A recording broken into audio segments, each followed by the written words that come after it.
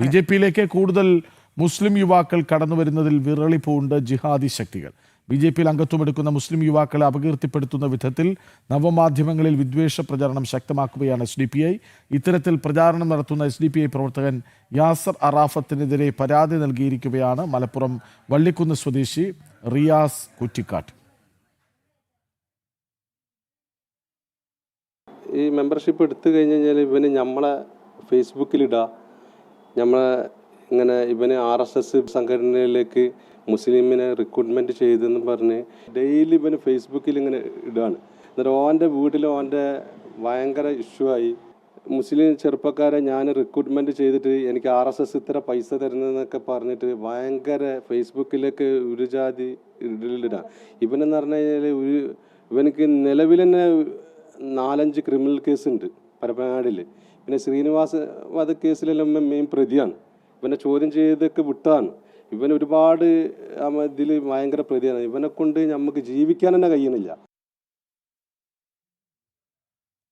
വിവരങ്ങളുമായി അനഘ ഹർഷൻ ഒപ്പം ചേരുന്നുണ്ട്. അനഘ, എന്താണ് SDPIയുടെ വ്യാജ പ്രചാരണം? അത് മുസ്ലിം യുവാക്കൾ BJPയിലേക്ക് പോകുന്നത് തടയിടുവാൻ എന്തും പ്രചരിപ്പിക്കുന്നു.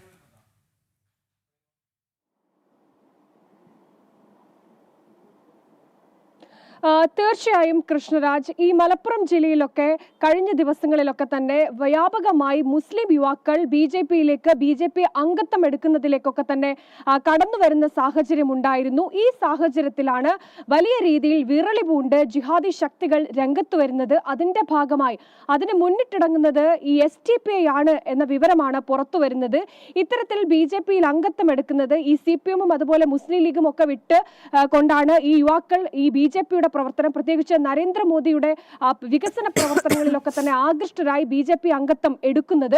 ഇതിൽ വിറളി പൂണ്ടാണ് SDPI ഇതിനെതിരെ വ്യാപകമായ പ്രതിഷേധം, വിദ്വേഷ പ്രചരണങ്ങൾ, അടിസ്ഥാനരഹിതമായ പ്രചരണങ്ങൾ, അപകീർത്തികരമായ പ്രചരണങ്ങൾ ഈ നവമാധ്യമങ്ങളിലൂടെ പ്രചരിപ്പിക്കുന്നത്. ഇത്തരത്തിൽ പ്രചരിപ്പിക്കുന്ന SDPIയുടെ നേതാവായിട്ടുള്ള റിയാസ് കുറ്റിക്കാട്ട്, SDPIയുടെ നേതാവായിട്ടുള്ള ഈ